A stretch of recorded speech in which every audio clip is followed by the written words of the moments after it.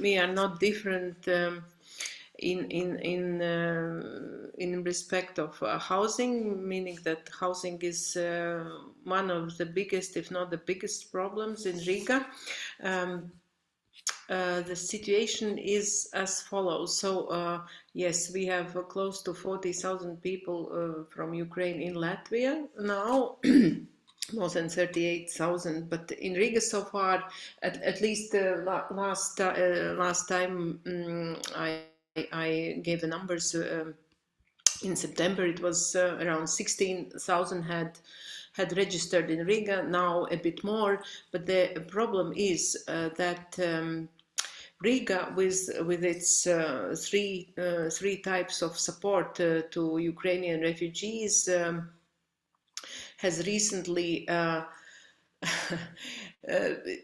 has recently stopped providing support. What I mean by this is that in general, any municipality, not only Riga, but any municipality should compensate the expenses of private and also private persons and also legal entities.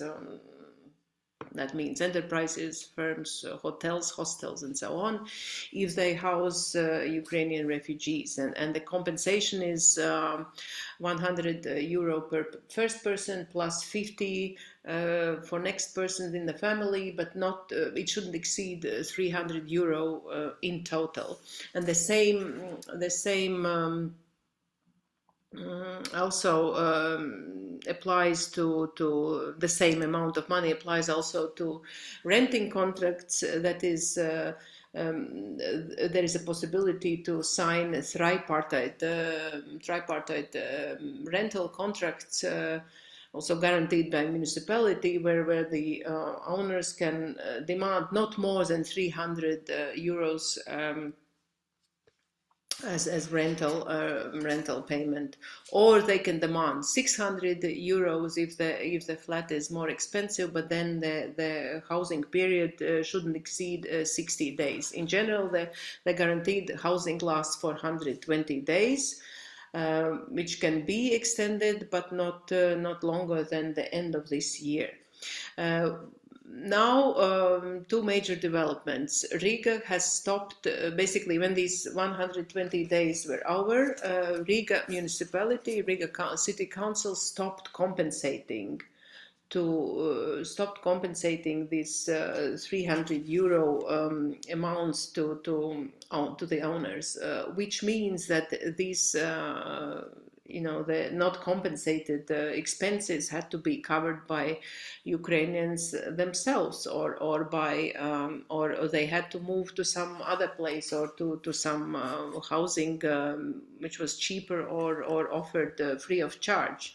And that is in difference to other municipalities, for example, those close to the border, where people keep arriving across the Latvian-Russian border. These municipalities try to cover these costs themselves, but not Riga City Council. And Riga City Council was quite announcing quite firmly that they cannot deal with this amount of refugees anymore, and they cannot keep spending their own resources, implying that it should be state resources, governmental resources, that should be spent on this on the housing offered to Ukrainian civilians.